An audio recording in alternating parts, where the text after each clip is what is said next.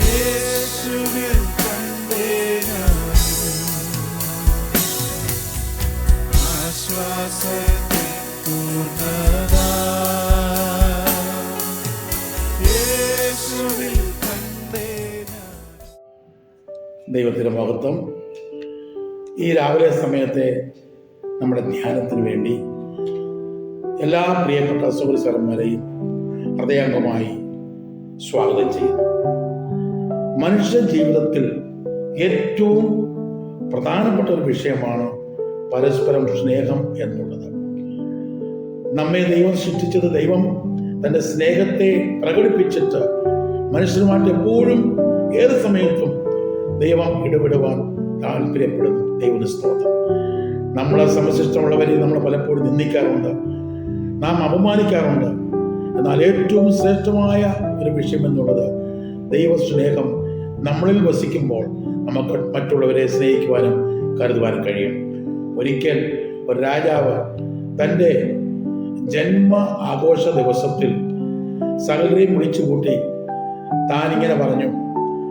ഈ അദ്ദേഹം രാജാവ് വളരെ വിലപിടിപ്പുള്ള മധുര പലഹാരങ്ങൾ മുൻപിൽ കൊണ്ട് വെച്ചിട്ട് എല്ലാവരോടും പറഞ്ഞു, ഇത് നിങ്ങൾക്കുള്ളതാണ്, നിങ്ങൾക്ക് ഇഷ്ടംപോലെ ഭക്ഷിക്കാം.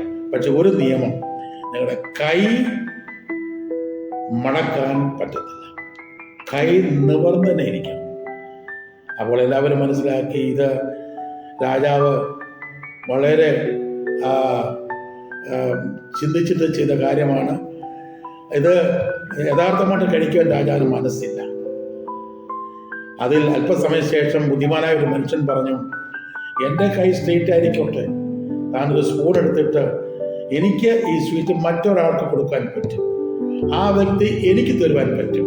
ചുരുക്കം പറഞ്ഞ നിമിഷത്തിനുള്ളിൽ ഈ സ്വീറ്റ്സ് എല്ലാം അവർ തീർത്ത ഒരു കഥ ഞാൻ കേട്ടിട്ടുണ്ട്. അപ്പോൾ ഞാൻ കൊടുക്കുന്ന മധുര പലഹാരം മറ്റേ വ്യക്തി സ്വീകരിക്കണമെങ്കിൽ പരസ്പര സ്നേഹം ഉണ്ടായിരിക്കണം. അദ്ദേഹം തരുന്ന കാര്യങ്ങൾ ഞാൻ സ്വീകരിക്കണം, എൻ്റെ ഉള്ളിൽ സ്നേഹം ഉണ്ടായിരിക്കണം. അതാണ് കർത്താവ് പഠിപ്പിച്ചത്. സ്തോത്രം. ഇന്ന് മനുഷ്യന്റെ മൂല്യം നഷ്ടപ്പെട്ടിരിക്കുന്ന മാതാപിതാക്കന്മാർ തമ്മിൽ സ്നേഹമില്ല, കുഞ്ഞുങ്ങൾ തമ്മിൽ സ്നേഹമില്ല, അയൽവാസികൾ തമ്മിൽ സ്നേഹമില്ല. എന്നാൽ ദൈവം സ്നേഹം തന്നെ. നമ്മുടെ ജീവിതത്തിൽ ആ ദൈവസ്നേഹം കടന്നു വരുമ്പോൾ നമുക്ക് പരസ്പരം ബഹുമാനിക്കുവാനും സ്നേഹിക്കുവാനും കരുതുവാനും നമുക്ക് ഇടവരും. ഇവിടെ ഇങ്ങനെ വാക്യം വായിക്കുന്നുണ്ട്. 1 യോഹന്നാൻ അതിൻ്റെ 3-ാം അധ്യായം അതിൻ്റെ 16-ാം വാക്യത്തിൽ ഇങ്ങനെ വായിക്കുന്നുണ്ട്, അവൻ നമുക്ക് വേണ്ടി പ്രാണനെ വെച്ചു കൊടുത്തതിനാൽ നാം സ്നേഹം എന്ത് എന്ന് അറിഞ്ഞിരിക്കുന്നു. നാമും സഹോദരന്മാർക്ക് വേണ്ടി പ്രാണനെ വെച്ചു കൊടുക്കേണ്ടതാകുന്നു. മറ്റുള്ളവരെ സ്നേഹിക്കുവാൻ നാം പ്രാപ്തരാകണം. അതാണ് ദൈവം നമുക്ക് തന്നിരിക്കുന്ന നമ്മുടെ സൃഷ്ടായസിൽ.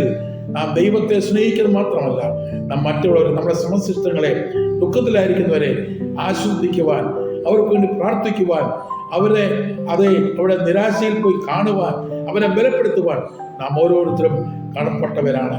അങ്ങനെ ആയിരിക്കുമ്പോൾ നമ്മുടെ ജീവിതം ഈ ലോകത്തിൽ സന്തോഷവും സമാധാനമായിരിക്കും.